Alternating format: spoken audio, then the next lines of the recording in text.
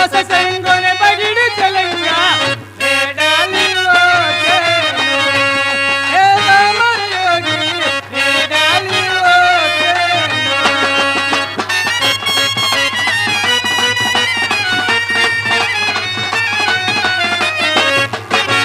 జపమాలిక కాసాయ శీలములు జపమాలిక కాసాయ శీలములు జపలతో యాగ్రాజనము శలంగా వేడాలివో చేను ఏ కామర యోగి వేడాలివో చేను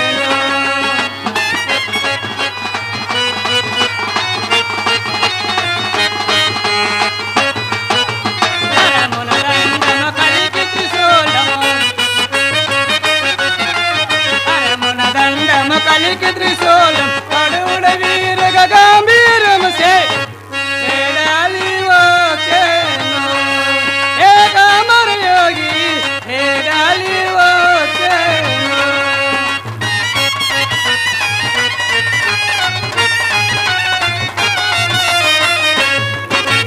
ఉధృతంగ మెడ రుద్రాక్షమాలలు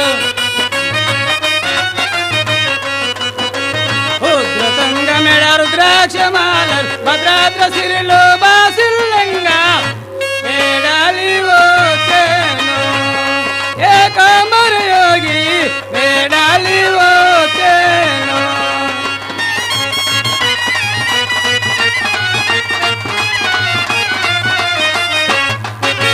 భారక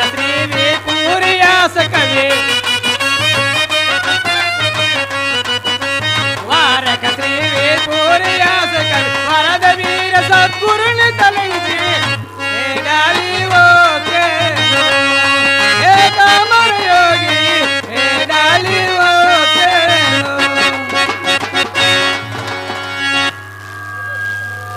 ఓ భక్తులారా నేను శ్రీమద్ విరాట్ పోతులూరి వీర బ్రహ్మేంద్ర స్వాముల వారి సన్నిధిలోనే సేవకుడను. నా నామధేయము ఏకాంబరి యోగి అని అందరూ. మా గురువు గారు అటువంటి శ్రీ స్వాములు వారు ఈ సభకు రాబోతున్నారు కనుకనే ముందుగా తెలియజేయడికే నేను ఇక్కడికి వచ్చి ఉంటిని. ఇంతలో కొంత చెప్పుదీనుడు మహాత్ములారా చంచలాంబ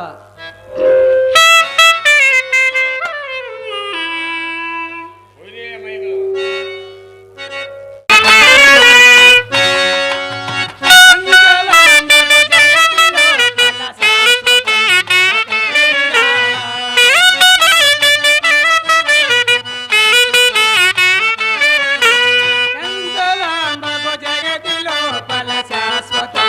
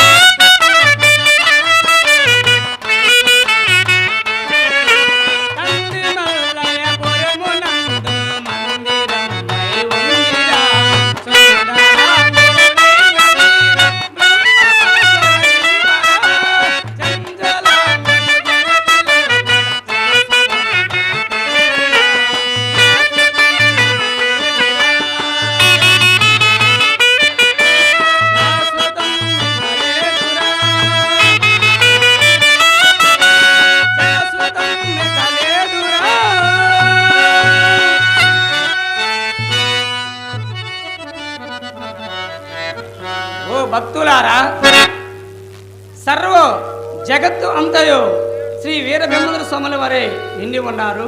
వారిని సేవించి తరించుండ నాయనలారా. అడుగడుగు అల్లడు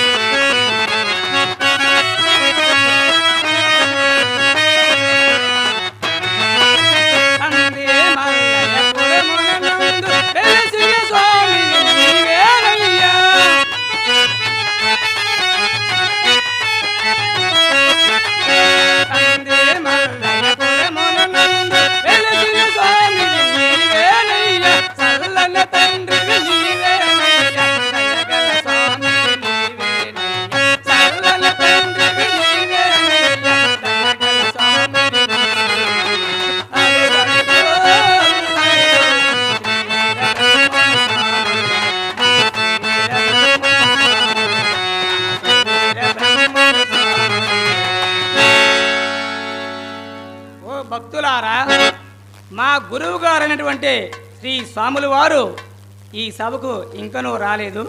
నేను ఇప్పుడే వెళ్ళి వారిని వెంటబెట్టుకొని వచ్చేదను.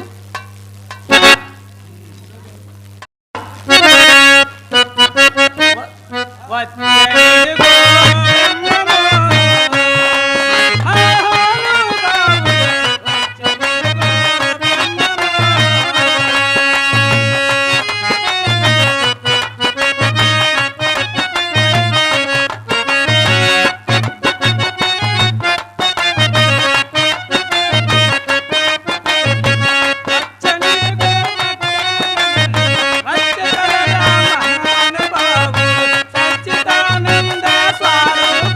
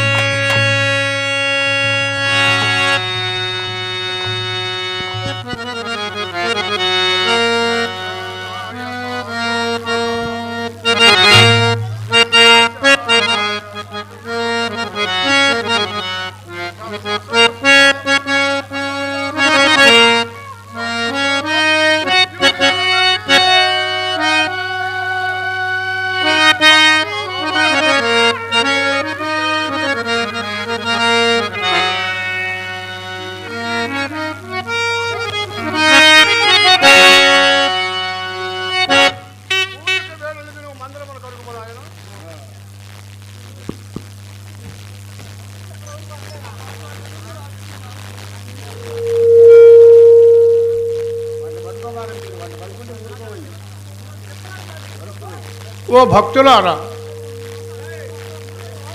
ప్రతి మానవుడు ఈ భూములు నావి, ఈ ఇల్లు నాది, ఈ ఇల్లాలు నాది, ఈ ధనధాన్యాలు నావి, ఈ సిరి సంపదలు నావని సగర్వముగా చెప్పుకొనుచున్నాడు. ఇవి ఏవీనూ మన వెంట రావు. మన మరతరాడు కూడా మన వెంట రాదు. మన వెంట వచ్చే రెండు ఉన్నాయి, మంచి చెడు, కీర్తి ప్రతిష్టలు. ఆ కీర్తి ప్రతిష్టలు నిలుపుట కొరక ఈరోజు మన గ్రామంలో భక్తి రసోత్తరమైనటువంటి బ్రహ్మంగారు నాటకం ఆడిస్తున్నారు. ఈ కలకాలం నిలిచేది. ఇక వస్తూ పోతూ ఉండేవి కూడా రెండు ఉన్నాయి. మానవుడికి వచ్చేటువంటి జబ్బు ఒకప్పుడు వస్తూ ఉంటుంది, ఇంకొకప్పుడు పోతూ ఉంటుంది. ధనధాన్యాలు కూడా ఒకప్పుడు ఉండవచ్చు, ఇంకొకప్పుడు పోనివచ్చు. ఇక పోతే రాని కూడా రెండు ఉన్నాయి. యవ్వనం పోయి వృద్ధాప్యం వస్తే తిరిగి మాత్రం లక్షలు కుమ్మరించిన మరలా యవ్వనం మాత్రం రాదు. అలాగే వచ్చినటువంటి కీర్తి ప్రతిష్టలు పోతే తిరిగి మరలా ఆ కీర్తి ప్రతిష్టలు సంపాదించుకోవడం చాలా కష్టతరమైనటువంటి భాగం. ఇవి అన్నీ తెలుసుకున్నటయే పరబ్రహ్మము అనబడను. అందున గురించి కొంత తెలిపిన వినుండి భక్తులారా. ఓ నరులారా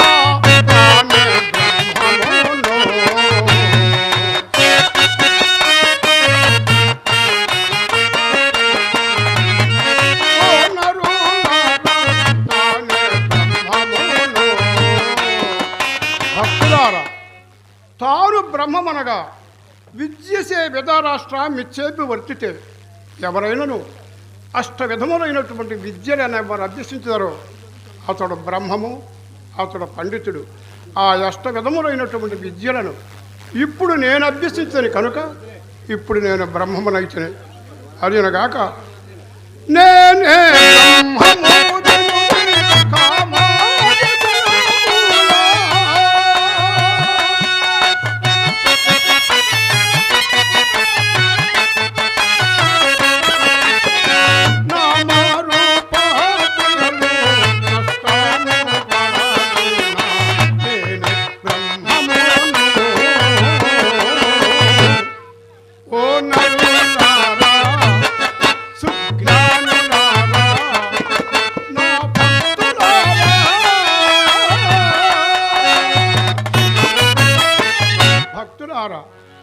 నేను బ్రహ్మమనగా కామము, క్రోధము, లోభము, మోహము, మరమాశ్చర్యము లాభాలకు నెట్టివేసి కేసరి ముద్రాలయందు నివసియున్నందువలన ఇప్పుడు నేను బ్రహ్మమనైతిని.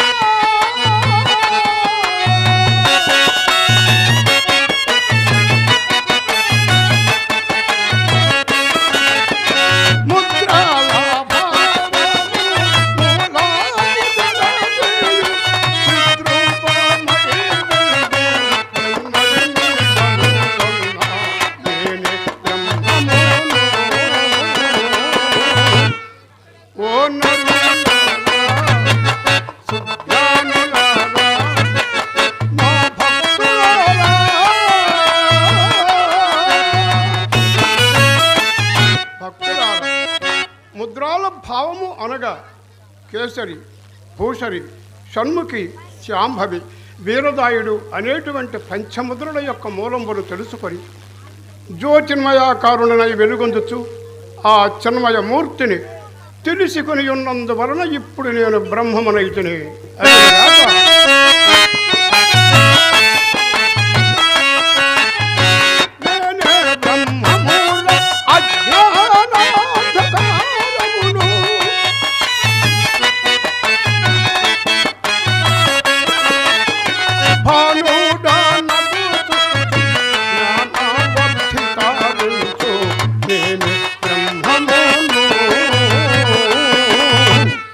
ఓ నరులారా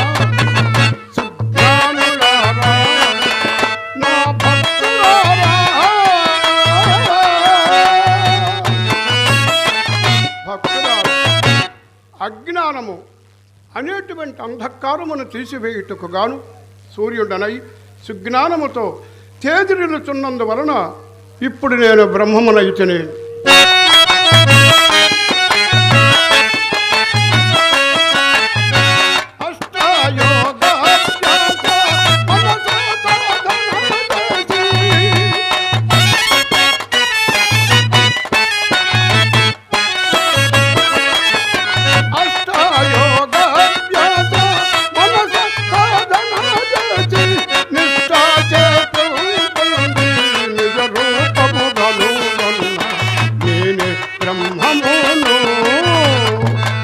నరులారా సుజ్ఞానులారా నా భక్తులారా, భక్తులారా, అష్టయోగభ్యాసం అనగా యమము, నియమము, ఆసనము, ప్రాణాయామము, ప్రత్యాహారము, ధ్యానము, తపము, జపము, సమాధి అనేటువంటి అష్టయోగములను తెలుపెట్టబాయి నేను గ్రహించుతని కనుక ఇప్పుడు నేను బ్రహ్మమునైతిని.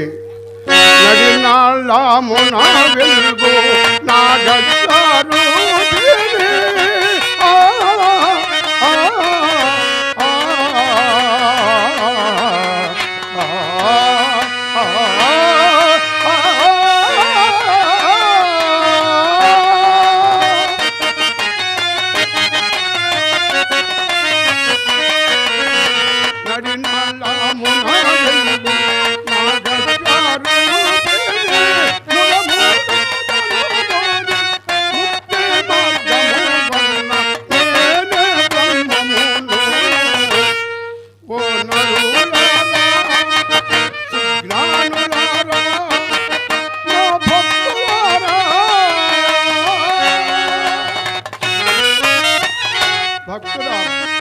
నడినాళమనగా విడపింగళకు మధ్య సుస్సుమనమనేటువంటి నడినాళము కలదు.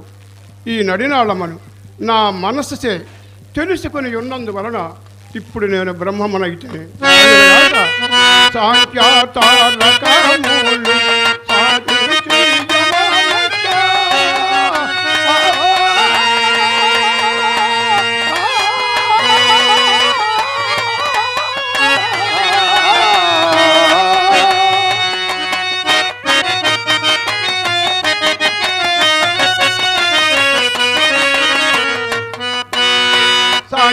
తారకములు సాధించి జమానస్తో భావముదనుబోని పరిపూర్ణమయ్యున్న నేనే బ్రహ్మమును. ఓ నరులారా సుజ్ఞానులారా నా భక్తులారా, భక్తులారా, సాంఖ్యయోగము, తారకము, యమనస్కమనేటువంటి భావములను గురుతు ఎరింగి ఉన్నందువలన ఇప్పుడు నేను బ్రహ్మమునైతిని. అదిగాక పంచవింశతి తత్వ భావములను గాచి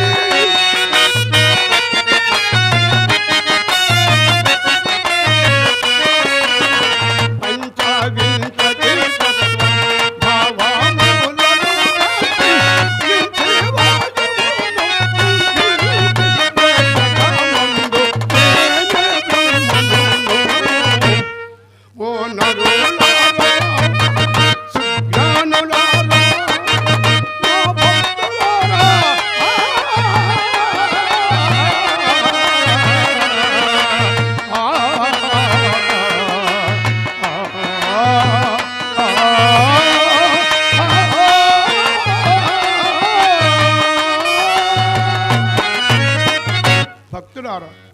పంచనగా 5 అవి ఏవనగా హోంకారే దేవి వదనం, వాయుకారే భుజద్వయం, శివకారే దేశం మరాంచ, మమకారే భుజద్వయం.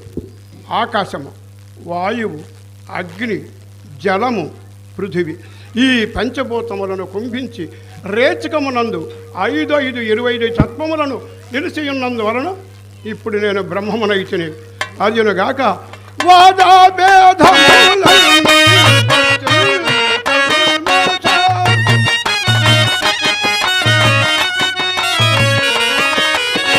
వేదా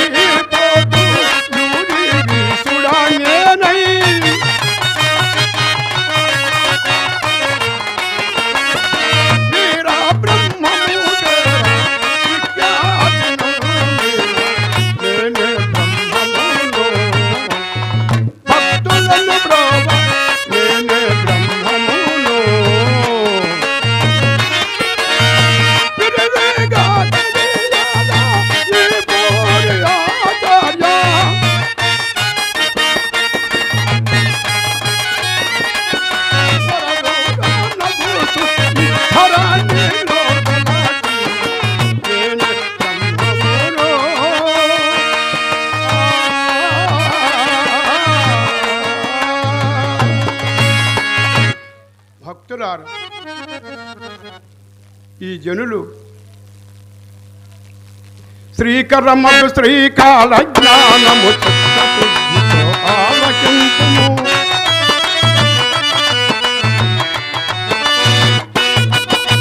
శ్రీకరమగు శ్రీకాల జ్ఞానము చిత్తశుద్ధి ఆలకింపుము.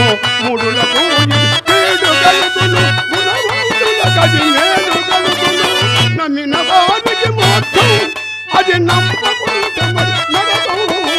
శ్రీరఘుని వాక్యం నమ్ముడి వినుడి కాలం.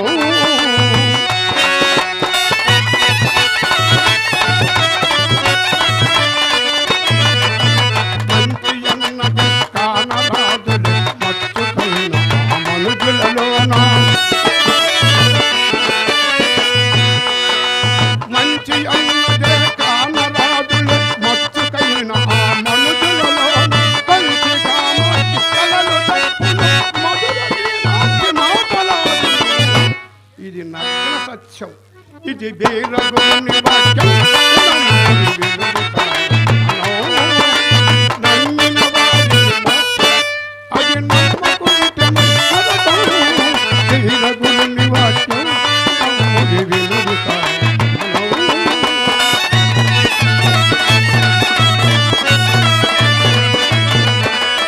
ఎడ్లు లేక వ్యవసాయము చేతు నీటితో అమ్ములు వెలుగును. ఎడ్లు లేక వ్యవసాయము చేతు నీటితో దీపములు వెలుగును. బెండు మునుగును, గుళ్ళు తేలును, కొమ్మలన్నీయును మండిపోగును. ఇది వీరగుని వాక్యం నమ్ముడి వినుడి కాలం. నమ్మిన వారి మోక్షం, అది నమ్మకుంటే మరి నరకం. వీరగుని వాక్యం నమ్ముడి వినుడి కాలం.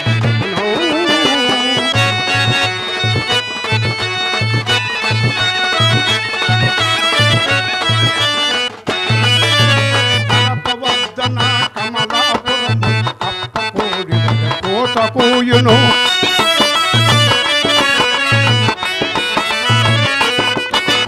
కడపవద్దన కమలాపురము అప్పకోడి కోసకూయును.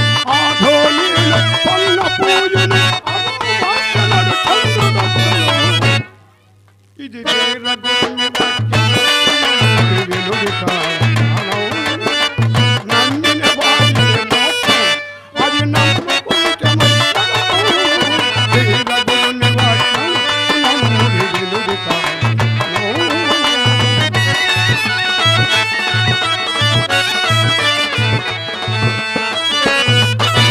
ఓ భక్తులారా, నేల గడగడ వణుకును, నెల జప్పి పొడుచును.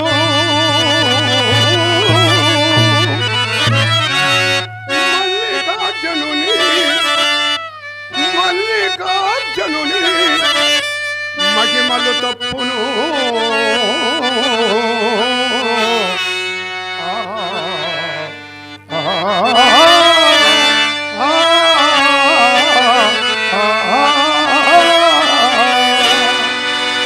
ఓ భక్తురా, మీకు కొన్ని కాలజ్ఞాన రహస్యములు తెలిపెదను, శ్రద్ధగా వినుడు. నా మఠము నందు సూర్య చంద్రాదులు ఉన్నంత కాలము పూజలు విజయ విధముగా జరుగుతూ ఉండును. నేను దుష్ట శిక్షణ శిష్ట పరిపాలనకై శ్రీ వీరభోగ వసంతరాయుండనై కలియుగమున 5000 సంవత్సరముల మీదట నేను వచ్చేదను. ఆ కాలమునందు ఉదహరించద వినుండి భక్తులారా. దక్షిణమున ఉత్పాతమున నక్షత్రం ఒకటి పుట్టును, దానిని మీరందరూ చూడగలరు. అదినగాక అన్ని వర్ణముల వారు సురాపానంబుల చేత మట్టి భ్రష్టులై చెడిపోవుదురు. మాలలకు మంచములు, బ్రాహ్మణులకు పీటలమరును, వాయువరుసలు లేకుండా పెళ్ళిళ్ళు జరుగును. పాతాళ గంగలో నీరు ఇంకిపోవును, భూతలంబన మంటలడిగిను.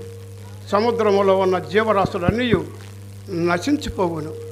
ఉప్పుగుండులు చెరువు క్రింద ఉత్పాతముల పుట్టి ఉత్తమ వైశ్యులందరూ నష్టమైపోయిదరు. 18 పట్టణంబుల జలప్రవాహంబను పాడైపోవును. చీమ కొరిస్తే 12 ఆమడ పట్టణంబగును. కొచ్చెర్ల కోటలో కోడి 3 మాటలాడును. ఇచ్చిన సొమ్మంతయో దిగమరింగి భాషలకు తయారవుదురు. మొండమోపులంతా ముత్తైదులవుదురు. మధుర మీనాక్షమ్మ కూడా ఇలాంటి భక్తాగ్రేశ్వరులతో మాట్లాడుచుండను. భక్తులారా, మీకు చెప్పవలసినటువంటి కాలజ్ఞాన విషయం ఇంకనూ చాలా చాలా ఉన్నవి. అవి అన్నీ చెప్పుటకు నాకు ఇప్పుడు వ్యవధి లేదు. నేను యోగ నిద్ర ఎందుండవలయను.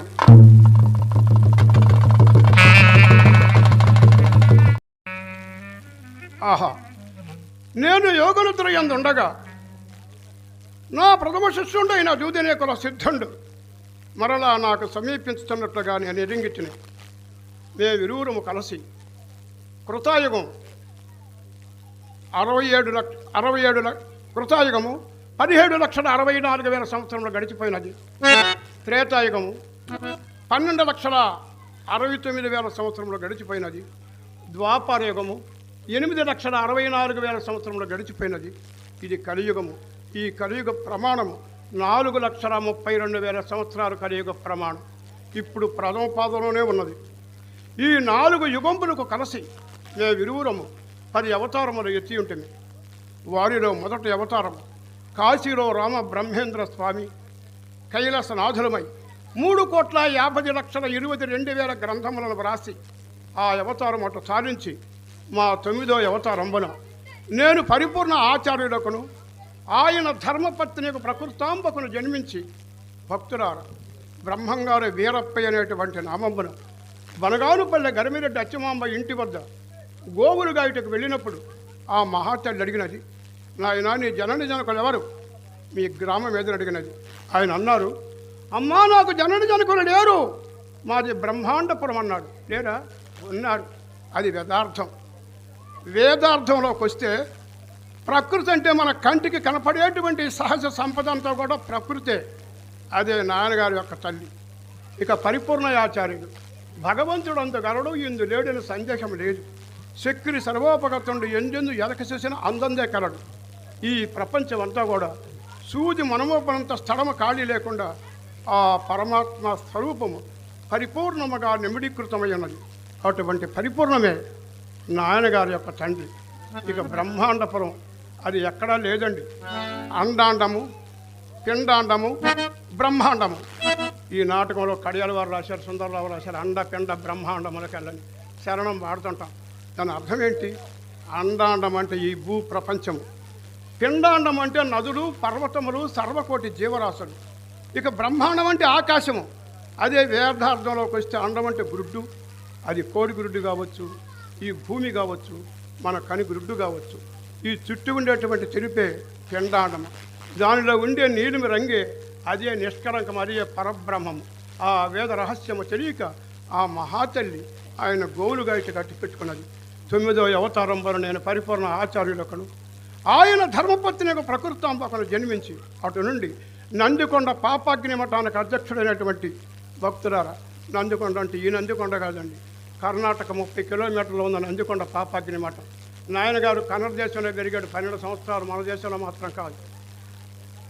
పాపాగ్ని మఠానికి అధ్యక్షుడైనటువంటి ఎనుమదుల వీరభోజాచార్యులు వీర పాపమాంబల వద్ద వీరం భట్టు ఆచార్యునిగా 12 సంవత్సరములు పెరిగి వారికి మోక్షం వనిచ్చి వీరప్ప అనే నామమున నేను బనగానిపల్లికి పోవచ్చు హరిహరపురమునందుండ తాను దక్షిణ దేశమున కాశీపుర వాసుడైన విజయసింహుడు అనేటువంటి రాచయంట ఆనంద భైర యోగిగా జన్మించి విధివశాత్తును గోవును చంపి ఆ పాప పరిహార్థము కొరకై నా వద్దకు రాగా, నాయన తెలియక చేసిన తప్పే గోహత్య, శిశువత్య, బ్రాహ్మణత్య, స్త్రీహత్య, గురుహత్య చేయకూడదు. నువ్వు చేశావు కనుక పింజారి వారింట పుట్టమని నేను చెప్పి ఉంటుంది. స్వామి మరలా తమ సమీపము నాకెప్పుడు తాను అడుగగా, ఆయన నేను బనగానిపల్లికి చేరి గరిమిరి డచ్చిమాంబ ఇంటి వద్ద గోవులను కాయొచ్చు రవ్వలకొండ యందు రమణీయమైనటువంటి కాల జ్ఞానం మనం వ్రాసి దానిని పాత్ర యందు పదలపరచి అన్నాజయ, బ్రహ్మానందరెడ్డి, వెంకటరెడ్డి అచ్చమాంబలకు మోక్షం వనిచ్చి అచ్చట వీరప్పయ్యన నామంబన నా ఆత్మలింగమున బనగానుపల్లిలో ప్రతిష్ఠ చేసి కందిమల్లయ్య పల్లె చేరి అలసాని వృత్తిని అవలంబించుతూ ఇలాంటి పెద్దల సమక్షమున పోలేరుతులతో నిప్పందించుకొని పెదకొమ్మరుల గ్రామమునందు శివకోటయ్య సిద్ధిలింగ మాంబలకు పుత్రికా రత్నమైనటువంటి గోవింద మాంబను పరిణయం వాడి పెద్దవాడు సిద్ధలింగప్పయాచార్యుడు, రెండవవాడు గోవిందయాచార్యుడు, మూడవవాడు పోతురయాచార్యుడు, నాలుగవవాడు ఓంకారయాచార్యుడు, ఐదవవాడు శివరామయాచార్యుడు, ఆరవది వీరనారాయణమ్మ అనే పుత్రి కనబడసి జగద్గురు శ్రీమద్ విరాట్పోతుడి వీర బ్రహ్మేంద్ర స్వాముల వారిగా ఉండదనని చెప్పి ఉంటుంది. ఏడి నా ప్రథమ శిష్యుడైన